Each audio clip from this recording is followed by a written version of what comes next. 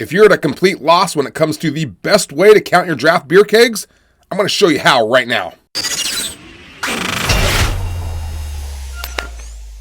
So, if you're new to counting inventory, or even if you're not, but you're just tired of figuring out the best way to count your beer kegs, I'm going to show you all the methods right here, and then I'm going to give you my opinion on which one works best. In general, of course, counting kegs is a pain in the butt. All right, especially if you have a large number of tap handles. They're heavier than a wheelbarrow full of cinder blocks, and you can't even see what's inside. I mean, if they just make them out of like transparent plastic, it would make our lives so much easier. But alas, they don't. So instead, let's take a look at some of the keg counting methods out there that are being used. Some of them are rather ridiculous, and some of them are quite savvy. Number one, the shake method. And I know you're like, is that really a method? Well, it's a caveman method, a dim-witted caveman method at that. But the funny thing is I would guess that the majority of bar managers or whoever's counting the inventory is doing it this way right now. That's the way they're inventorying their kegs. And I can't really judge because I did the same thing when I first started out. So yes, the shake method is as dumb as it sounds. You grab the keg, you shake it, and you try to guess how much is in there. Sort of like you used to guess how many M&Ms were in a jar and nobody ever came close. All right, and then when you're done, you kind of figure out and you take a guess and then you enter in your spreadsheet like 0.5. You use like a tenthing method. All right, it's an extremely unreliable and inaccurate method, but it's popular because it's easy. Method number two, the condensation method. For those of you too lazy to even shake a keg, we have the condensation method, which is just as dumb. All right, this involves leaving your beer cooler door open long enough to allow warm air to come in so it forms a condensation line on the side of the keg showing the level of the beer. Now, I take it back. It's not as dumb as the shake method. I mean, if you can actually get that line formed on the side of the keg, you can at least see the beer level, but I've never found this method very reliable. It's very difficult to get those condensation lines to show up, and even if they do, you're still using a tenthing method and point counting, which is still a very inaccurate way to count. Okay, now that we have the kindergarten methods out of the way, no offense to 5 and 6-year-olds, of course, let's move on to more reliable methods. Method number three, the weighing method. This is the most accurate method to determine how much is left in your kegs. This is the method we use at Bar Patrol with our inventory app.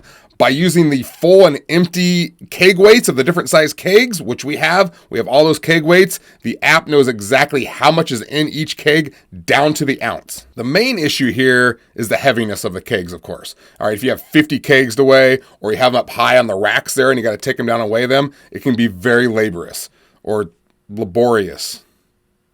I never know which one to say. I'm not saying laborious. It's a lot of work, but accuracy-wise, there's nothing better. Now, you can buy a professional keg scale, but that can cost you like $250, $300. All you really need is a sturdy digital bathroom scale, which you can purchase at Target or Walmart for like $20. Works just as well. Just put the keg on the scale, enter that weight into the app, you're done. Method number four, the Keg Check Method. Now, the Keg Check Method is basically a torque wrench. It's like a little handle, and you put it on the lip of the keg, and you tilt it back, and it tells you about how many gallons or liters are left in the keg.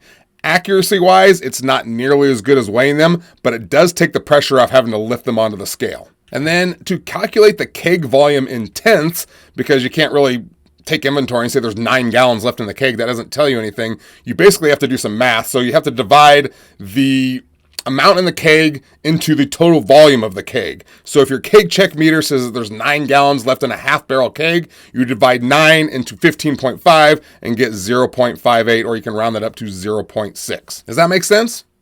Okay, hopefully so. You should also know that just like the professional keg scale, that the keg check is a bit expensive. It's around $250, which kind of takes the wind out of your sails when really it's like this metal handle with a plastic indicator, but it's still a really nice little tool for counting your kegs. Method number 5, our final method, keg flow meters. And I'll tell you this right now, keg flow meters are nice and they are easy.